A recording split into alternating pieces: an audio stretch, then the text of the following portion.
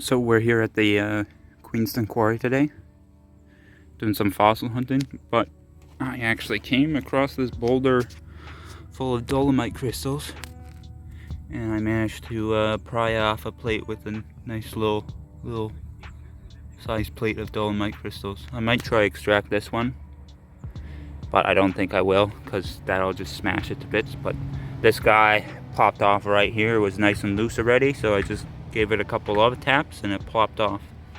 So yeah, I'm definitely gonna take this guy home. It's got a bit of damage here, but besides that, nice little dolomite specimen. So I just spent the last 15 minutes busting this rock open, and I pulled out this nice piece of chain coral. Look at this stuff. It's nice and eroded out of the rock. It looks like this rock was kind of like a dolostone, limestone mix, and so the chain coral got eroded out. So that'll be nice. I'll have to clean it up. I know I'm gonna get a trim saw soon, so I'll be able to trim off a lot of this bits, and it'll look very, very nice once it's all cleaned up. But I'll get back to you guys if I see anything else interesting. So I thought I'd do a quick video just to show you guys this piece of chain coral that I collected. It's kind of big, so I couldn't really show it the regular way I show my finds after a trip. So I thought I'd just quickly give you some nice close-ups of the piece so that you can see how nice it is. It's a nice specimen. It's just kind of big and chunky, so I'm in the process of getting some tools and stuff that would help me trim up my specimens and make them a little more handleable. But yeah, thought I'd just give you a quick show of the chain coral specimen I collected. So I thought I'd just quickly show you a cleanup of all the stuff I found. I didn't get to do a lot of recording inside the quarry itself. It was just way too hot and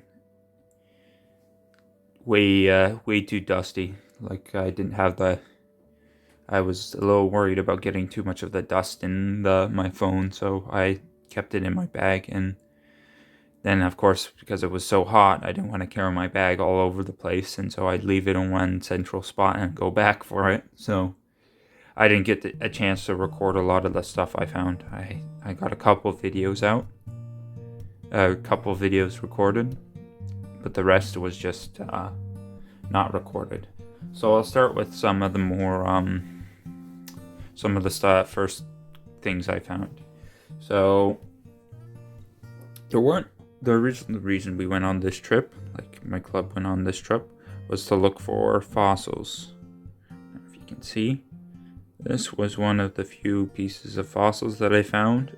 It's just some random bits of brachiopod that have been pyritized, and you can see that. Now the black stuff on this piece is bitumen, which is caused by dead organic matter. So, and the interesting thing, usually the rocks that have high amounts of bitumen in them, when you break them open, they actually smell like gasoline.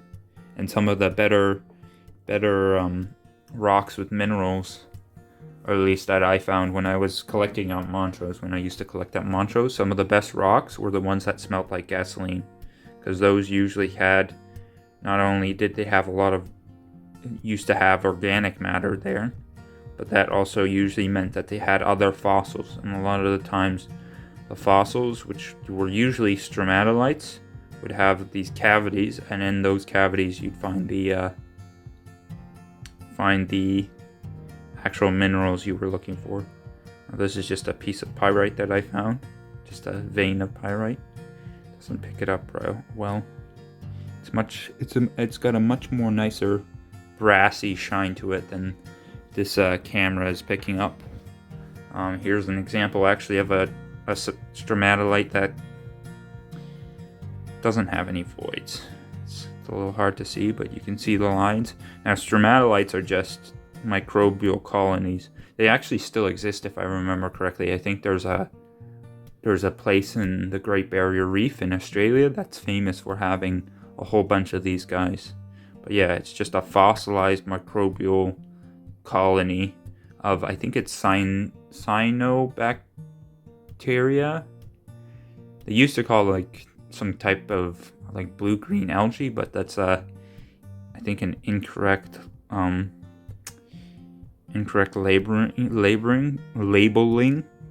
I can speak, because I believe it's actually like closer related to bacteria, so that's why it got renamed.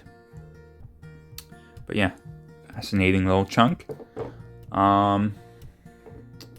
Then I don't have enough room for all the stuff that I found. But here's a piece of dolomite that I did actually video myself collecting. Nice little plate of dolomite crystals. Now, interesting, a lot of the rock in this quarry is either limestone or what some people call dolostone, but I learned that dolostone is actually just a what would you say? I guess a common term, when really in the scientific field, they still, even though this is dolomite crystals, this stone, this quote-unquote dolostone, is actually also just called dolomite by the scientific community. The delineation is when it's crystallized or not crystallized. So this is not crystallized dolomite, and then this is crystallized dolomite. But you can see the very nice structure of the crystal. Now I got a smaller piece. It actually has some staining on it, some iron staining, but I kind of like that actually. It gives it some nice color and definition. And this one's interesting. You can see how it's almost grown in plates. And I suspect that's due to, you can see in here, there's a vein of what looks like semi-eroded calcite. Let's see if we can get some nice close-ups. There we go. You can see there's some semi-eroded mineral in there, which is most likely calcite. And I believe what happened is when this dolomite grew, it grew with the calcite. And so you get these sheets of calcite and sheets of dolomite. And you get this very interesting growth, like almost like these plates of dolomite crystals. So this is, even though it's just a small one, the growth of the crystals is fascinating on this little specimen. Actually, interesting enough, since I was talking about stromatolites, I'll quickly show you a specimen that I got from collected at Montrose a while back. And this is an example of when I mentioned that when you look for stromatolites, sometimes they have vugs, and then in those vugs you'll get the crystals.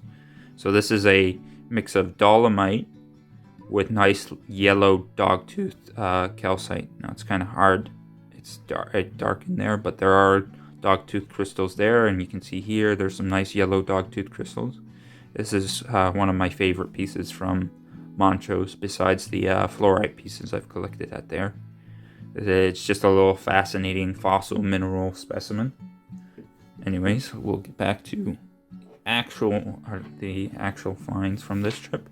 Next, I'll show you this nice little concretion that I found. I found a bunch, but this was the nicest one.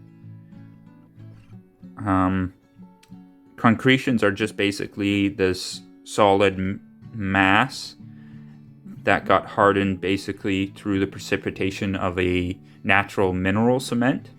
And so as this concretion formed, what happened was the mass was there, and then the mineral cement, almost like a liquid, precipitated into this mass and solidified, hardening this mass. And sometimes you'll get these really nice kind of like wavy, bumpy look to them. And when they look like this, they're often more commonly known as fairy stones. I don't know. I assume that comes from like some superstitious belief where they found these and they're like, oh, look at these weird stones. Must have been created by fairies. That's my assumption. But I don't actually know why they're called fairy stones. But yeah, a nice little concretion. An interesting geological specimen. Next, onto the really cool stuff. So some other collectors, while we were there, some people found one boulder or one rock that had these very interesting tabular crystals in them. I originally, when I saw them, I thought they were like selenite, like crystallized selenite, or crystallized gypsum, basically. And they were kind enough to let me plink away at the stone, because there was one cluster on top that that was really kind of broken, and they didn't think they could extract. So I actually got help from another fellow club member who brought some saws, and he nicely cut out the piece that would have been impossible to extract any other way. And I got a really nice, it has some damage, but it was already damaged like that, which was fine. Like, you can't win them all, but it's got this really nice cluster of what turns out to be Celestine, which is much rarer and much cooler. You can actually see this is mostly a clear, like a white Celestine, but there are the hints of blue. This is one of the things. And then actually on that same boulder, I found a vug below the main vug the other collectors had been chipping away at. And I found that there was one stray large crystal of Celestine in there. So I managed to knock off this plate. You can kind of see it's almost layered. It's got some layers to it. So I kind of just went to a couple layers below, started carefully chiseling away and trying to pry the couple top layers that this beautiful crystal was sitting on, and I managed to pull it away. And when I took it home, it was much worse. You can kind of still see it's got a little bit of like murkiness to it, because it's got this mineralization on it, like some like sandstone, calcite kind of carbonate mineralization. And so I put it in a light acid bath just to kind of clean off the specimen, the crystals. And what actually happened is it exposed a whole bunch of smaller crystals. You can see one here by my thumb, and then you can see these guys here, a cluster of smaller Celestine crystals.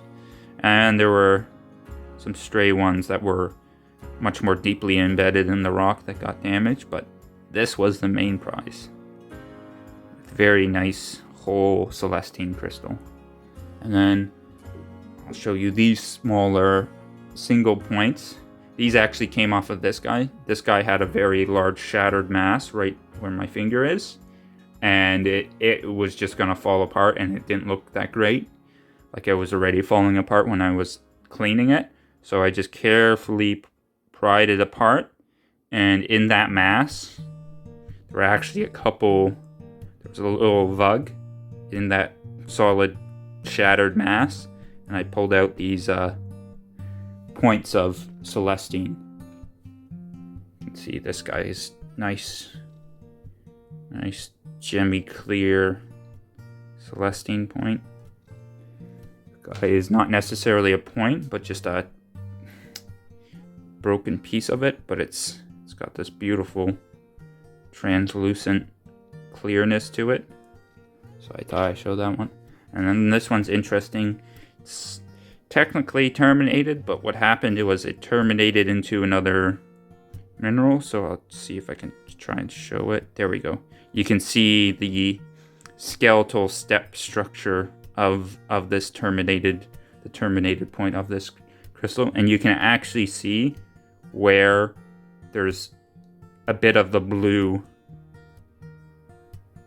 Like I mentioned before, it's a mix of clear white and faint blue. You can see on this guy, there is that faint blue. But yeah, these were the best finds. If you enjoyed this type of stuff, please do like and subscribe, and I'll see you guys in the next video.